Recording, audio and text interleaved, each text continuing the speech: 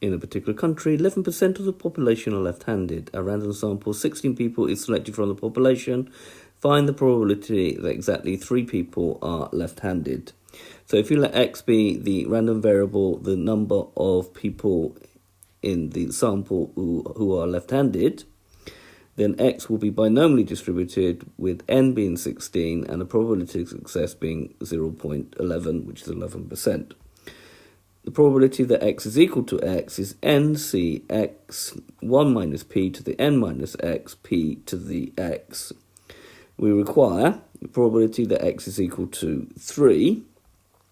So we've got 16c3, and then we're going to have 1 minus 0.11, 13 of those, or who are not left-handed, times 0.11 to the power of 3, because we want exactly 3 that are left-handed.